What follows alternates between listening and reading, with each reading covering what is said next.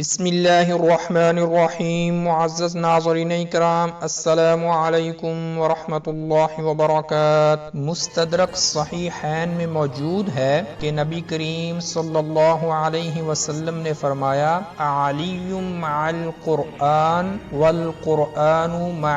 علی، کہ علی قرآن کے ساتھ ہے اور قرآن علی کے ساتھ ہے۔ اسی طرح معجم الکبیر میں حضرت سیدنا حبشی بن جنادہ سے روایت ہے کہ رسول اللہ صلی اللہ علیہ وسلم نے فرمایا، اے اللہ، جس کا میں مددگار ہوں، علی بھی اس کے مددگار ہیں۔ الہی، علی سے محبت رکھنے والے سے محبت فرما اور علی سے عداوت رکھنے والے سے عداوت فرما اور اس کی مدد فرما جو علی کی مدد کرے۔ حضرت عبداللہ بن عباس رضی اللہ تعالی عنہ سے روایت ہے کہ عمر بن خطاب نے فرمایا، ہم میں سب سے بہتر قاری قرآن ابی بن کعب ہیں اور ہم میں سب سے زیادہ فیصلے کرنے کی صلاحیت علی بن ابی طالب میں ہے۔ معزز ناظرین، ان احادیث سے ہم سیدنا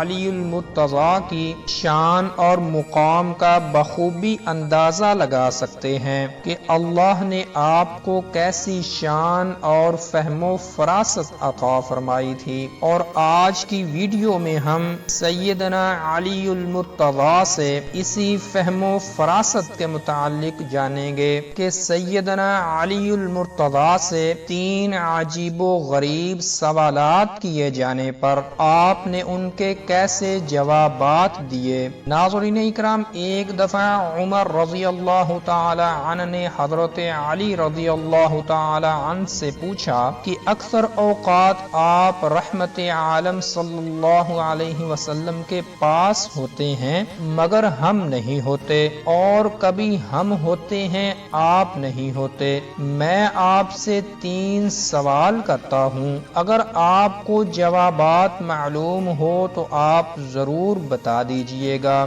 حضرت علی نے فرمایا، پوچھئے۔ تو حضرت عمر نے پوچھا کہ کسی کو کسی سے محبت ہوتی ہے حالانکہ وہ اس کا کوئی ایسا سلوک نہیں دیکھتا کہ اس سے محبت کی جائے، کسی کو کسی سے عداوت ہوتی ہے حالانکہ اس نے اس سے کوئی برائی نہیں دیکھی ہوتی، تو حضرت علی المرتضیٰ نے فرمایا، ہاں، میں نے رحمت عالم صلی اللہ علیہ وسلم سے سنا تھا کہ آپ صلی اللہ علیہ وسلم فرماتے تھے کہ روحیں جمع شدہ لشکر ہیں جو دنیا میں آنے سے پہلے آپس میں ملتی جلتی ہیں، پھر جن روحوں کا دنیا میں تعارف ہو جاتا ہے ان میں محبت ہو جاتی ہے، اور جن میں دنیا میں آنے سے پہلے اجنبیت رہتی ہے ان میں دنیا میں بھی اجنبیت ہی رہتی ہے۔ دوسرے نمبر پر حضرت عمر نے پوچھا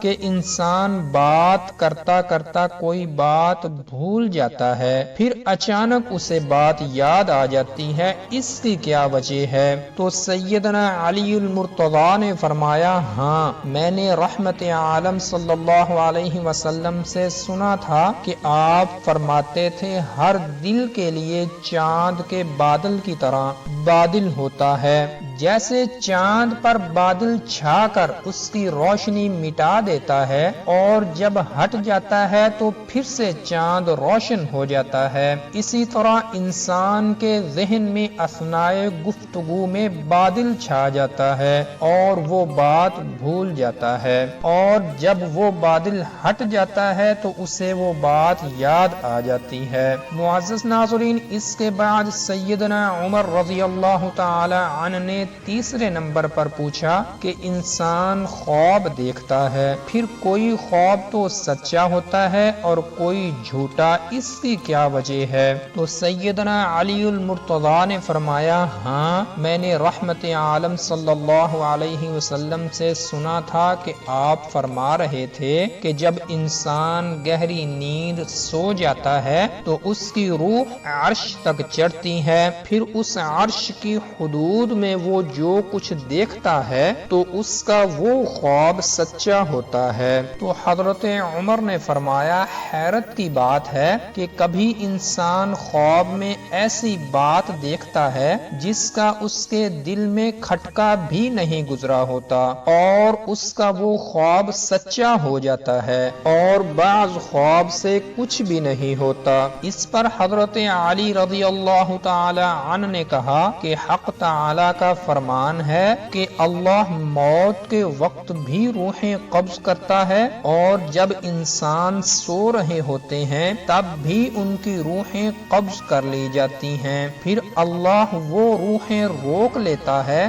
جن پر موت کا فیصلہ ہو چکا ہوتا ہے، اور دوسری روحیں ایک مقررہ مدت کے لیے چھوڑ دیتا ہے، جس کی وجہ سے انسان نیند کے بعد بیدار ہو جاتا ہے۔ ناظرین اکرام، سیدنا علی المرتضیٰ نے فرمایا کہ جن روحوں کو قبض کر کے نیند میں آسمان پر چڑھایا جاتا ہے وہ جو کچھ آسمان میں دیکھ آتی ہیں وہ باتیں ٹھیک ہوتی ہیں، پھر جب وہ اپنے جسموں کی طرف لوٹائی جاتی ہیں تو فضا میں انہیں شیطان مل جاتے ہیں اور ان کو جھوٹی باتیں بتا دیتے ہیں، ایسے خواب جھوٹے ہوتے ہیں۔ تو ناظرین اکرام، یہ تھی آج کی ویڈیو، اور اگر آپ قیامت قائم ہوتے وقت زندگی رک جانے کے متعلق ویڈیو دیکھنا چاہتے ہیں تو اوپر آئی کے بٹن پر کلک کر کے دیکھ سکتے ہیں۔ السلام علیکم ورحمۃ اللہ وبرکاتہ۔